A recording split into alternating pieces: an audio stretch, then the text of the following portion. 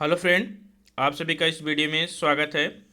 तो हम लोग जीएस पेपर 3 मेन से संबंधित एक टॉपिक देखते हैं जिसमें भारत में वनाग्नि से संबंधित जो घटनाएं होती हैं, जो जंगलों में आग लगते हैं, उससे संबंधित घटनाओं के बारे में देखेंगे, जो कि मेंस में क्वेश्चन आने की संभावना बहुत ज़्यादा रहती है।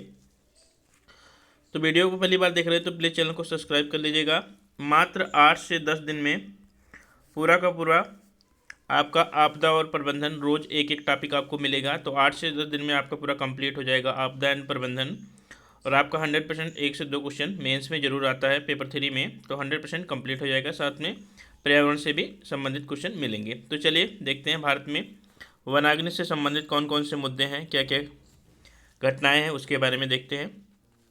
तो इंडिया फॉरेस्ट रिपोर्ट, तो India state of forest report 2021 प्रकाशित हुआ है, जारी हुआ है। तो उसके अनुसार 2020 से 2021 के बीच में, तो 2020 से, क्योंकि मेंस में क्वेश्चन लिखने से पहले आपको कुछ डाटा का भी यूज करना पड़ता है, तो ये डाटा आपके लिए है यूज करने के लिए। आप पेपर देने से पहले साइट पर जाकर डाटा यूज कर सकते हैं। तो 2020 से 2021 के बीच में जो घटनाएं हुई, लगभग 3,98,000, मोटा मोटा कह लीजिए तो लगभग 4 लाख घटनाएं हुई, जो कि पिछले वर्ष यानी कि 2019-18 की तुलना में लगभग दोगुने के बराबर हैं। तो देख सकते हैं आप लोग कि कितना ये घटना कितना ज़्यादा बढ़ रहा है। ये रिपोर्ट में बताया गया है, भारतीय वन सर्वेक्षण के द्वारा ये बताया गया है कि ये घटनाएं दिन प्रतिदिन बढ़ती जा रही हैं। क्यों बढ़ती जा रही हैं? कुछ प्राकृतिक कारण हैं आग लगने के, कुछ मानवजनित कारण हैं।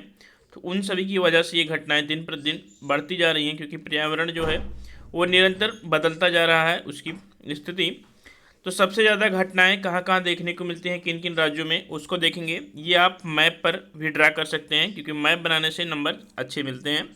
तो ये आप इंडिया का मैप बनाकर आराम से ड्रा कर सकते हैं किस किस एरिया में जो घटनाएं हैं वनाग्नि की वो ज़्यादा देखने को मिलती हैं। तो इस वर्ष 2022 में अप्रैल मंथ में देखा होगा आपने, 11 से 12 अप्रैल के बीच में सबसे ज़्यादा जो आग लगने की घटना देखने को मिली वो है उत्तराखंड में 2022 में। फिर उड़ीसा है, मध्य प्रदेश है, छत्तीसगढ़ है, महाराष्ट्र है। तो इन सभी क्षेत्रों में वनाग्नि ज़्यादा देखने को मिलता है। तो मैप के जरिए आप लोग ड्रा करके बता सकते हैं सिंपल वे में। आगे देखते हैं। तो जो जंगल है, वो जंगल में आग लगना एक नवीन घटना नहीं है। प्राचीन काल से ही देखेंगे आप, महाभारत में, रामायणों में भी दिखाया गया है कि जंगलों में आग लगते थे। तो ये घटनाएं प्राचीन काल से ही चली आ रही हैं। तो ये घटना कोई अस्थायी नहीं है, एक अस्थायी घटना है, निरंतर चलती रहती है।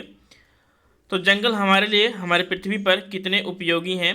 जहाँ पर जैव विविधता देखने को मिलता है, विभिन्न जीव जंतु रहते हैं, मानव संसाधन की प्राप्ति होती है, मानव के द्वारा अनेक अनेक औषधियों की प्राप्ति होती है। तो जंगल हमारे लिए कितना लाभदायक है ये आप लोगों को अच्छे से पता होगा। अब देखते हैं कारण क्या है, कौन कौन से कारण हैं। तो मेनली 2 कारण आपको देखने को मिलेंगे। आपको पूछा जा सकता है कारण में कौन कौन से कारण हैं। तो एक प्राकृतिक कारण है और एक है मानवजनित। हालांकि प्राकृतिक कारण है वो बहुत कम ही होता है। ज़्यादातर जो वन में आग लगने का जो कारण होता है वो मानव द्वारा ही होता है। तो मैंने बहुत ढूंढने के बाद काफ़ी कारण मिल गए हैं, तो आप लोग आसानी से याद कर सकते हैं। तो पहले प्राकृतिक कारण देखते हैं। तो एक है आपका बिजली गिरने से। तो बिजली के गिरने से भी आग लगने की संभावना रहती है। शुष्क मौसम में जब पत्तियां बहुत शुष्क होती हैं तो वहाँ पर चांस बहुत ज़्यादा बन जाते हैं आग लगने की। तो बिजली गिरने से जब पत्थरों में आपस में टकराव होता है तो घर्षण के कारण क्या होती है, चिंगारियाँ उत्पन्न होती हैं। एक पत्थर, जैसे आपने प्राचीन काल में देखा है कि लोग आग कैसे करते थे, तो एक दूसरे पर पत्थर पटकते थे तो उससे चिंगारी उत्पन्न होती थी। तो उनको पता लगा कि इससे आग भी उत्पन्न होता है।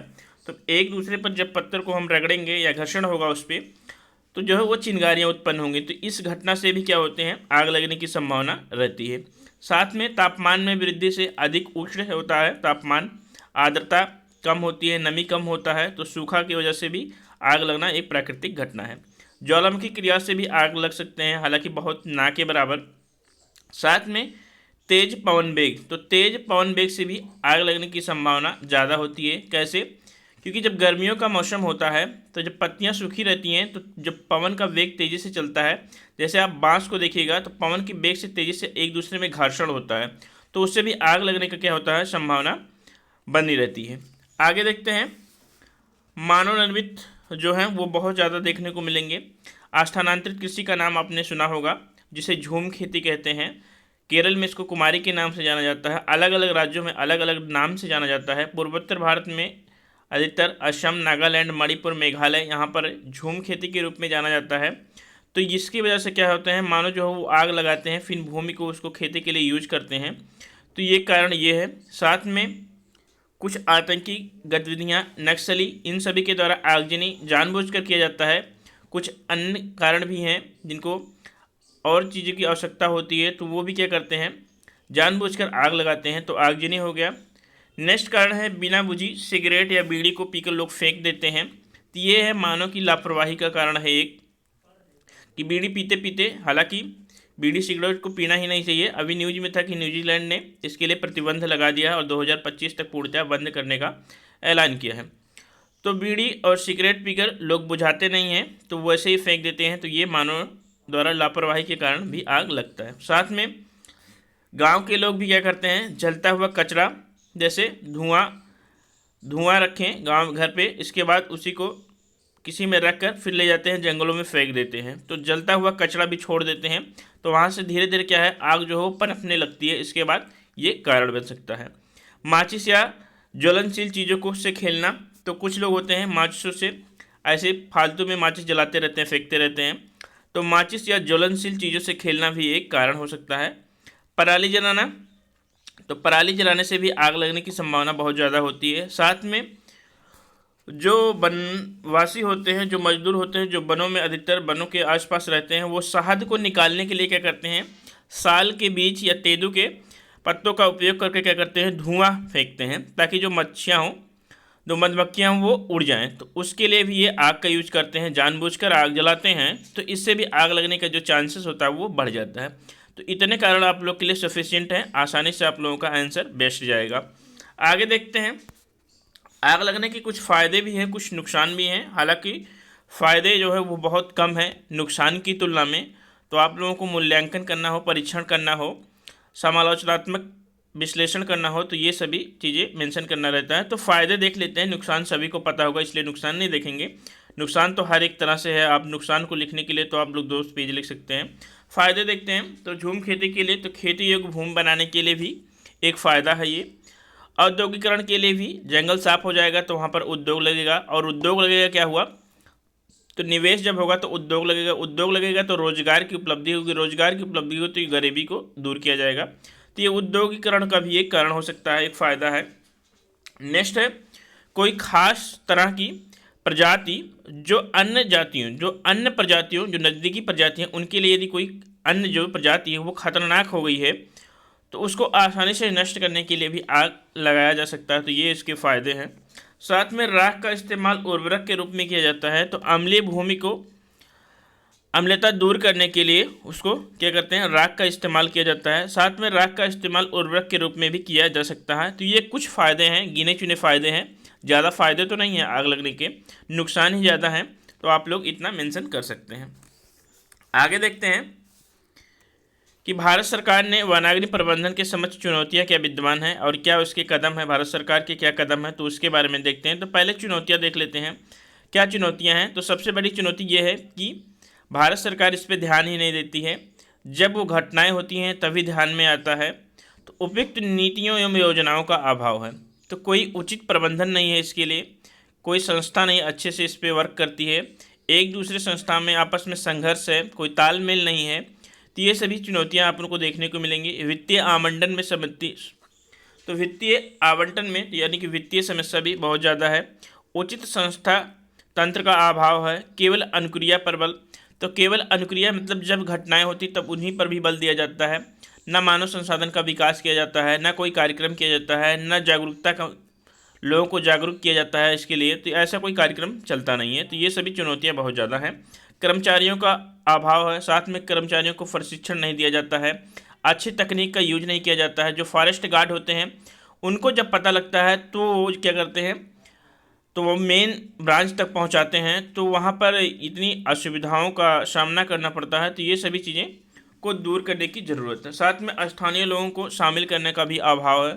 तो स्थानीय लोगों को शामिल करने का भी प्रयास नहीं किया जाता है। हालांकि स्थानीय लोग यदि शामिल नहीं हो रहे तो कोई दिक्कत नहीं है, लेकिन प्रयास तो करना ही चाहिए, तो ये प्रयास भी नहीं किया जाता। अब विज्ञान और प्रौद्योगिकी का उपयोग नहीं किया जा रहा है इस क्षेत्र में। तो ये सभी चुनौतियां हैं सरकार के समक्ष। अब सरकार ने कदम क्या उठाए हैं तो उनके बारे में देख लेते हैं एक एक करके। तो सरकार ने इसको दूर करने के लिए राष्ट्रीय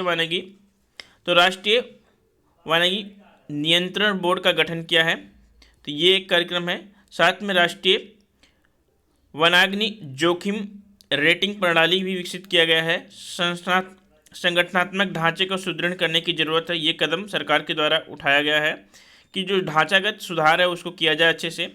नागरिक समाज की भूमिका को बढ़ाया जाए, ये कदम किया जा रहा है सरकार के साथ कि नागरिक जो समाज है जिसमें आपको गैर सरकारी संगठन आते हैं और जो चिंतित जीवी आती हैं, मीडिया आते हैं, सेल्फ हेल्प ग्रुप आते हैं, मानव आते हैं, जितने भी मनुष्य जाती हैं, सभी को क्या करना जागरूक करने की ज़रूरत है, उनकी भूमिका को बढ़ाने की ज़रूरत है। वो सभी सहयोग करेंगे तो इसमें निजात पाया जा सकता है। साथ में वनाग्नि निवारण और प्रबंधन योजना की ज़रूरत है। ये सभी कदम सरकार द्वारा किए जा रहे हैं। साथ में वास्तविक समय डेटा निगरानी, तो वास्तविक समय डेटा निगरानी की ज़रूरत है। तो भारतीय वन सर्वेक्षण द्वारा ये कदम उठाए जा रहे हैं। साथ में और यदि सुझाव दिया जाए तो यदि और उपाय किया जाए तो क्या क्या दिया जा सकता है कि जो वन के जो क्षेत्र होते हैं, इसके जो किनारे किनारे के जो क्षेत्र होते हैं, इसको साफ़ किया जाए अच्छे से, ताकि कहीं बाहरी से ये संकट ना उत्पन्न हो। साथ में उसकी निगरानी किया जाए, जो पत्ते इकट्ठा हो जाते हैं तो उसको दूर दूर किया जाए, पत्ते को इकट्ठा ना होने जाए। ग्रामवासियों को लकड़ी लेने, अन्य चीज़ें करने के लिए अनुमति दिया जाए, उनको रोका ना जाए ताकि वहाँ पर कोई चीज़ इकट्ठा ना हो सके।